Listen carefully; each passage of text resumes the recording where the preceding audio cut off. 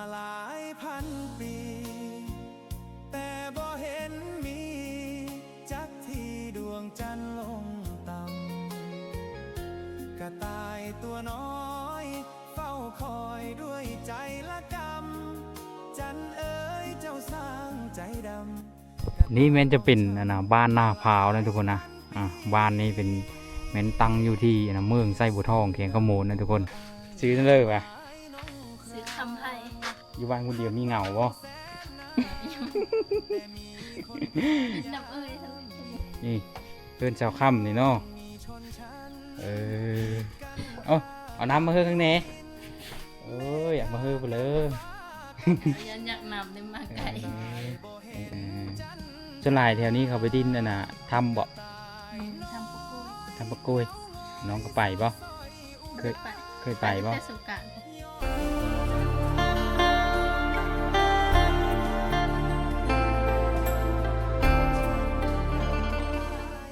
กราบทักทายสบายดีแล้วก็สวัสดี FC ทางฝั่งลาวแล้วก็ฝั่งไทยนะคลิปวิดีโอนี้บ่โดงก็จะเดินทางไปที่บ้านย่างทุกคนบ้านนี้เป็นหมู่บ้านของชนเผ่าผู้ไทยนะแต่ว่าอยู่ที่เมืองไส้บัวทองเขียงขโมนนั่นทุกคนนะเป็นหมู่บ้านที่ว่าอยู่เลาะเรียบติดกับสายทางสายทางนี้เป็นสายทางเลขที่12นะทุกคนนี่เป็นเส้นทางเลขที่12เขากำลังโปรแปลงเยอะเอาไปจอดพุ่นแหละทุกคนเมืองวิลาบุรีพุ่นแหละเขาโปรแปลงไปอยู่เดี๋ยวนี้นะติดกับสายแดนระหว่างจุดชุมเมืองวังกับเมืองไส้บัวทองนะทุกคนนะเดี๋ยวไปติดตามนะครับชมเบื้องบรรยากาศของหมู่บ้านเขาเนาะทุกคนนี่แม้นจะเป็นบ้านหน้าพร้าวนะทุกคนนะบ้านนี้เป็นแม้นตั้งอยู่ที่เมืองไส้บัวทองเขียงขโมนนะทุกคนอันนั้นก็จะเป็นผานะเป็นผาทางหน้าพวกก็จะเป็นหมู่บ้านที่ว่าอยู่เรียบตามสายทางนะทุกคนนะแต่ว่าทางในปูนทางผู้พุนเป็นบ้านในนะทุกคนยาวไปหมดพุ้นแหละมื้อนี้เฮาก็ไม่ได้แวะเฮาไปถ่ายทำบรรยากาศให้ทุกคนได้เบิ่งเนาะเพราะว่าเฮามาไกลแน่ก็เลยเดินทางได้ว่ายาวไกลยามมันค่ำแน่มาผู้เดียวทุกคนเลยซื้อนั่นเลยป่ะซื้อคำให้ คำไพ่เอ็ดเพื่อนนี่ล้างเต็งหมามาขึ้นมานอนอยู่นี่ยังไม่ดำหน้ายังไม่มีน้ำไม่ได้น้ำมาเจ้าบ่นี่บ้านเพื่อว่าบ้านนี้บ้านย่างเอาเขาคือเขียนบ้านมะพร้าวเป็นบ้านน้อยด้วยเขาก็เลยเอาข้าวกับบ้านมะพร้าวบ้านมะพร้าวใต้เอาไม่ให้เห็นบอกเอาแล้วอยู่เพื่อนผู้เดียววันนี้เขาพอไปผายเราลงไปเมื่อกี้นี้ผายเอ็ดเพื่อผายไปเอ็ดเพื่อผายแต่ดินโอหน้าเนาะยังไม่ได้จะเคยเลยหน้าน่ะยังหรือบังกาตายมาก าตายเลยเมื่อวานนี้ไปหดกาตรงห้ำนะกว้างเมื่อวานนี่ไม่ได้กว้างประมาณ40 ปลายหลังคาเหิน40มีแม่นบ่มันโฮมกับเดียวกับบ้านนภามีแม่นบ่ก็โฮมแต่ว่าบ้านนภาก็อยู่ผลกันเด้อบ่บ้านน้อยนี่เขาจะเลยเอาข้าวนั่นก็ค่าเลิกบ้านนี่ค่าข้างแว้นี่บ่ค่าไปหุบแม่นสุดบ้านเลยมาทางนี้อยู่เพิ่นทำนี้เนาะหน้าก็ไม่ดำดุได้เพิ่นนอนล้างติ่งปกติก็ไม่ได้ดุนะล้างเพิ่นล้างติ่งมื้อนี้น่ะไอ้คิดว่าฝนตกจะดอกมันเป๊ะเขาเห็นมืดครึ้มอยู่มื้อนี้ครึ้มในนี้ทุกมื้อจะบ่ตกจังมึงครึ้มในนี้ทุกมื้อแถวพูนจะตกบ่บ้านอายก็ไม่ตกดับแล้วบ่น่ะยังไม่ทันดำอายก็ได้จักปีเลย19เอาห้องเลยห้องเย็น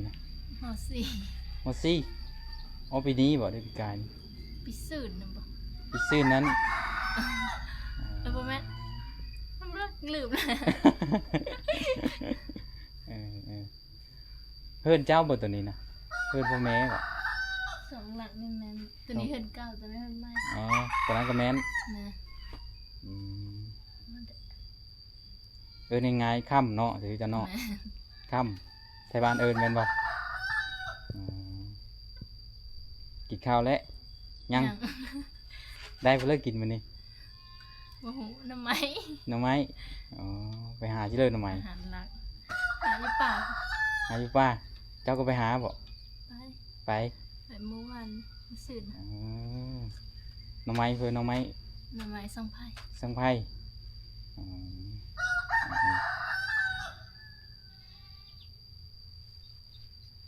หน่อไม้อันไหลได้มีได้บ่ บอกมันยังบ่ออก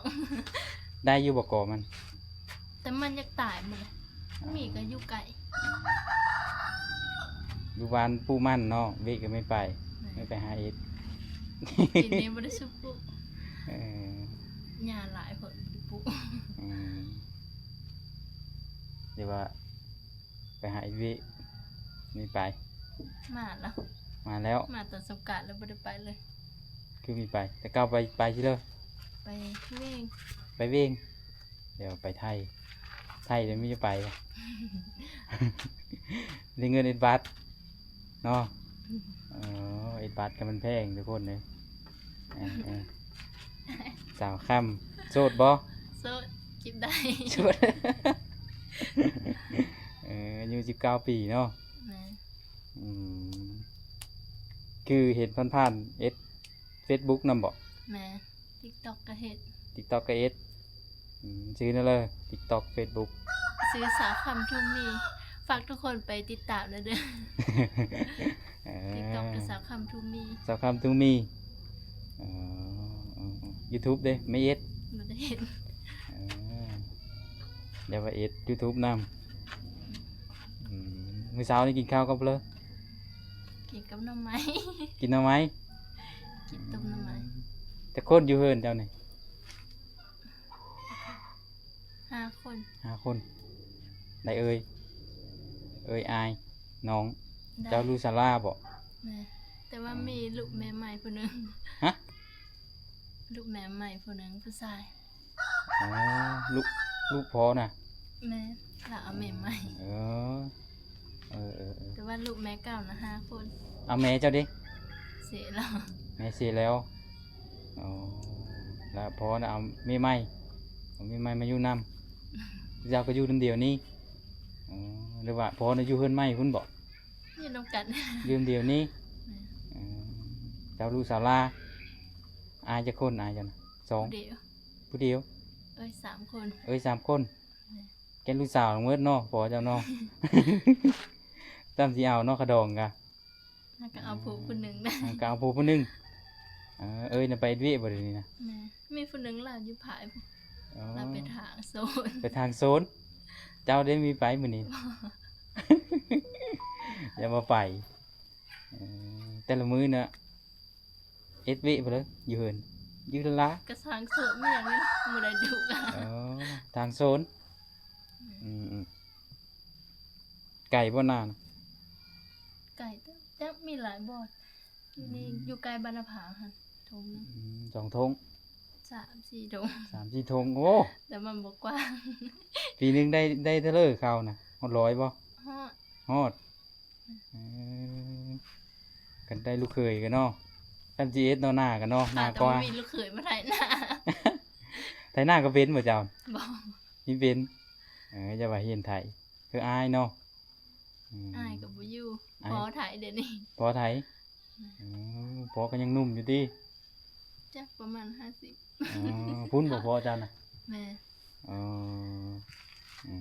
น้ำนี่จะไปตักที่เลยน้ำนี่ บ่อันนี้เอาไปหดกาเมื่อวานนี้ยังบ่ได้เอาลงน้ำกระป๋อมอันอยู่นั่นมันมีน้ำสร้างอยู่นั่น หดกานี่น่ะ เอาไปหดกาเมื่อวาน เบิ่งทุกคนเจ้าบ่เอาไปน่ะ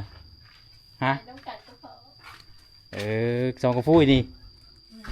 เอ็ดเลอร์โหดตักเอาโบโหดเอาโอ้ดุเนาะเจ้าเนาะ บ่ได้ดุ จำเป็นจำเป็นตัวเอ็ดไปเนาะ อืมครูหมู่ไปชื่อเลิกหมด บ่มีเขาไปเฮ็ดงานบ่ล่ะบ่มีไผอยู่บ้าน อยู่บ้านคนเดียว เออ อืมอยู่บ้านคนเดียวมีเหงาบ่ เอาอีหยังกินน้ำเอ้ยท่านก็บ่มีหมู่เลย เอ้ยก็ยังไม่ได้ผูเนาะ ยัง เอ้ยยาวจักปี อืม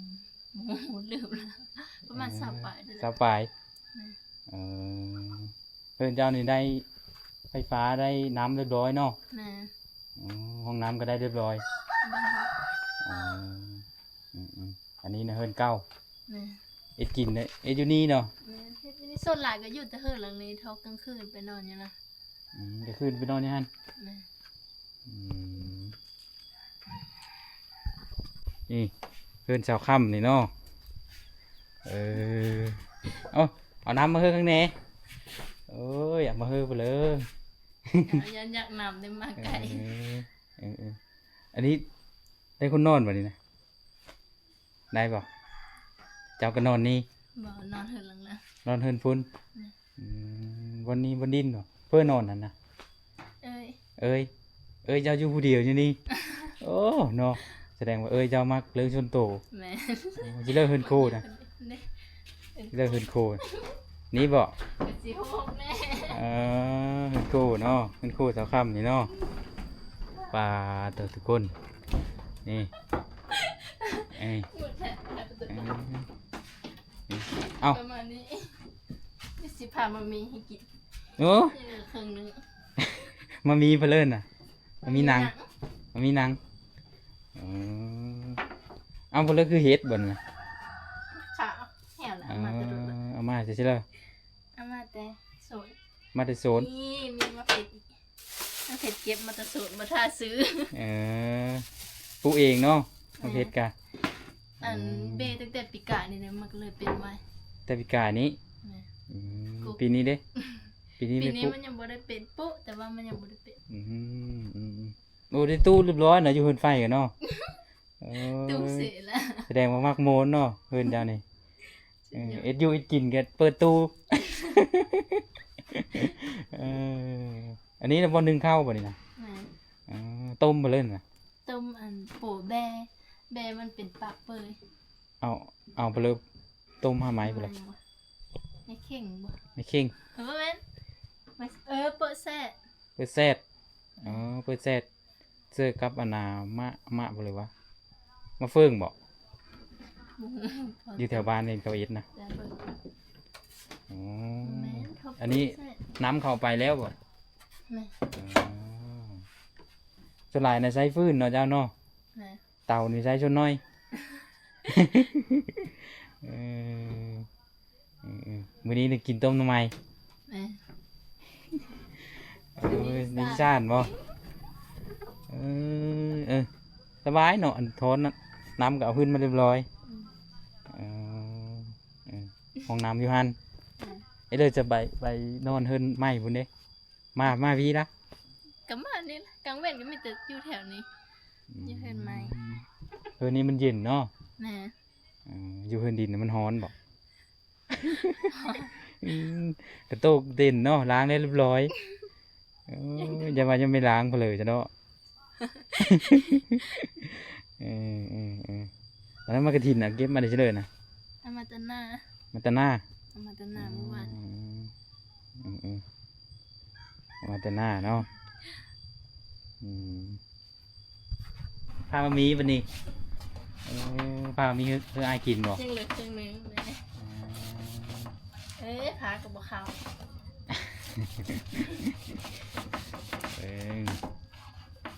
สาวคำพามามีสู้บะโด่งกินได้ทุกคน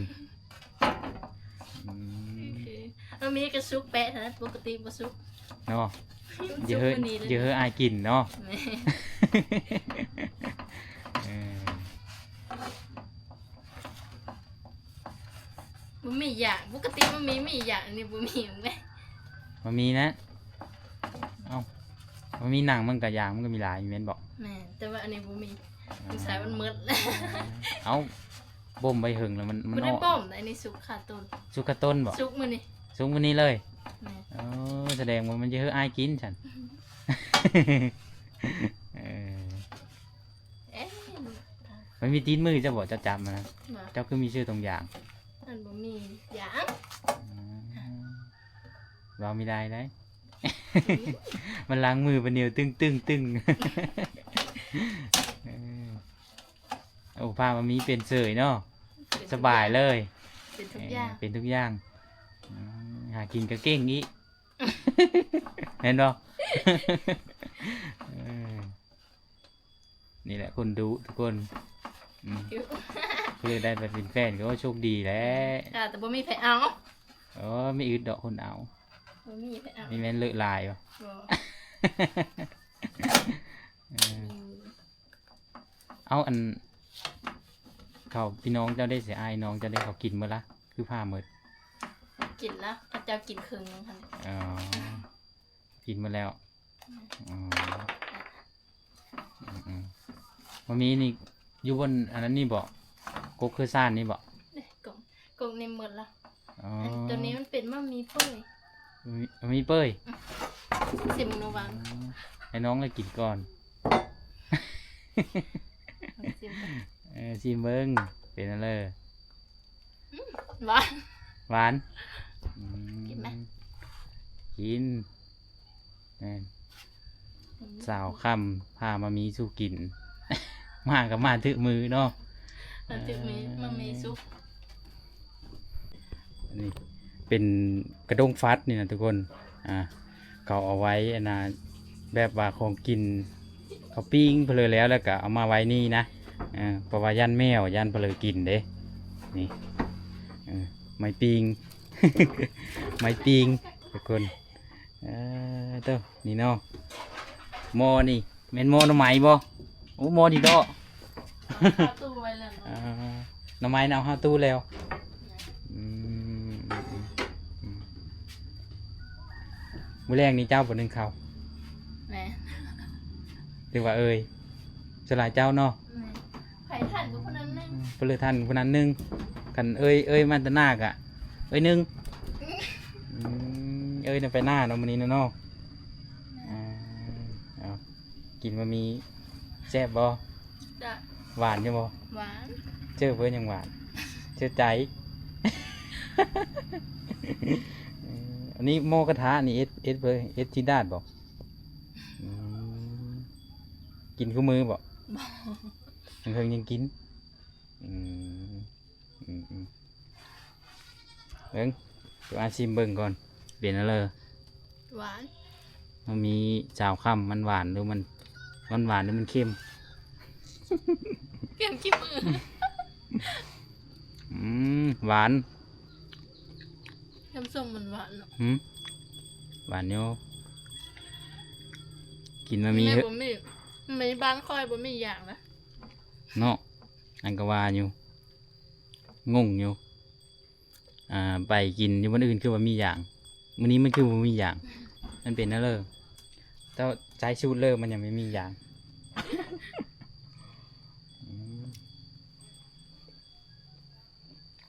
หวานคือข้นนะ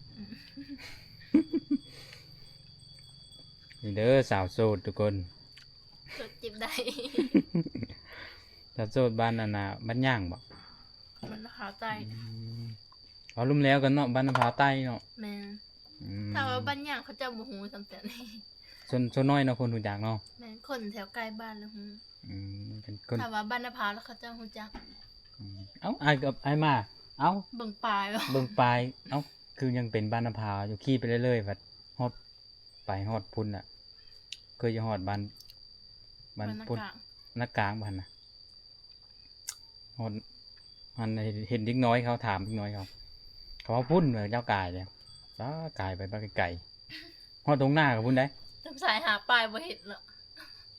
มีเห็นป้ายไอหาอยู่จักที่เลอวะบ้านย่างที่เลอวะ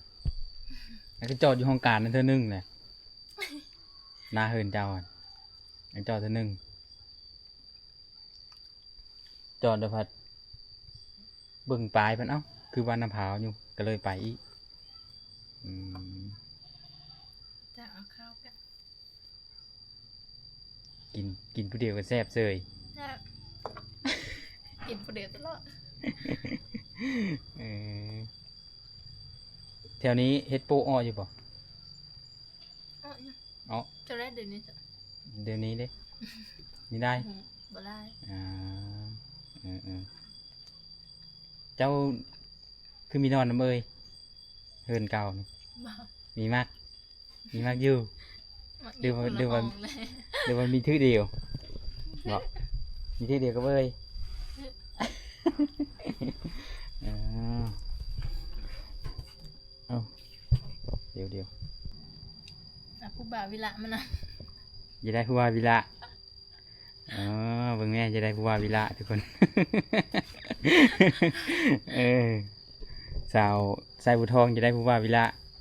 ผู้ว่าวิระจะได้สาวไซบุทองมาจีบมาเด้อนี่ เออส่วนหลายแถวนี้เขาไปดิ้นน่ะนะทำบ่ แม่นทำปะกล้วย ทำปะกล้วยน้องก็ไปบ่ เคย บ่ได้ เคยไปบ่ แต่สงกรานต์พวก ไปแต่สงกรานต์ นะ สงกรานต์ไปทุกมื้อเลยเนาะ อืม เออแฟนมาฮับบ่เดี๋ยวผู้บ่าว ไปกับเอ้ย ไปกับเอ้ย กับมึง ไปกับหมู่เดี๋ยวผู้บ่าวมาฮับ บ่มี โอ้คนบางงามๆไม่ได้แฟนเบิ่งค่ะ มีแม่นมีมักเขาบ่คันมักไม่อึดดอกคนจีบนะ มีไปเอา มันมีไปเอาอ๋อไม่อึดดอกคนเอานะกันมีเลอะเซอะอืมหน้าก็ยังไม่ดำอืมหน้าก็กว้างครับเนาะสมมุติดำนี่เป็นเดินไปแล้วเราจังแล้วเนาะฮอดบ่มีฮอดจ้างนำบ่ จ้างถ้าดับบ่ไหวกัน จ้างนำสมมุติว่าจ้างนะวันหนึงเท่าเลยอยู่แถวบ้านเรา เดือนนี้วะ อืม เดือนนี้สิบประมาณแสนปลาย เส้นปลาย ประมาณหอด2 แสนแล้วบ่เดือนนี้ อ๋ออีกตามเนาะ แม่ อืมสมมุติว่าคนลงหลายเขาไม่ได้คนเขาก็เกลียเดียวขึ้นเนาะอ๋อสาวโสดเด้ เห็นบ่อืมแต่ละมือเพิ่นก็มื้อนี้เท่ามื้อนี้แล้วเราอยู่เฮือนเนาะแต่ละมือไปหน้าบ่ ไปอยู่บางมือก็อยู่บางมือก็ไป อืมหน้าอยู่เด้อไกลบ่แต่นี้ไปหาหน้านี่ หน้าไปทางนี้ อันนี้เดิน อันนี้เดิน ไปนี่เป็นผาย อืมแล้วหน้าน่ะอยู่ตรงพี่ แม่ไปทางบ้านน้ำพร้าว แถวผานบอก บ่หอดคุณ แถวนี้ แม่เห็นบนหน้าแถวนั้นนะ เห็นอยู่ข้างทางอ่ะ ยับเข้าไปใน อ๋อเขาไปคือได้นำแถวบ้านนาพร้าวเนาะ แบบแถวอื่นตกนะแถวนี้บ่ตกในงงแถวบ้านนาคำจุงแถวบ้านนากลางเขาดำน้ำมาเลย อืม น้ำบักหลายๆมาแถวนี้เขาบ่มี เป็นอะไรเป็นย้อนถ้าไม่เอาผู อหลีได้บนอื่นตกบนนี้บ่ตก เนาะมันยันชาวค่ำดำหน้าไว้ มันยังทาผู้ว่ามาซอยก่อนเนาะ เออกินแต่แม่มามียาแล้วบอกตอนเที่ยงนะกินหน่อไม้บอกต้มหน่อไม้ กินยัง อืม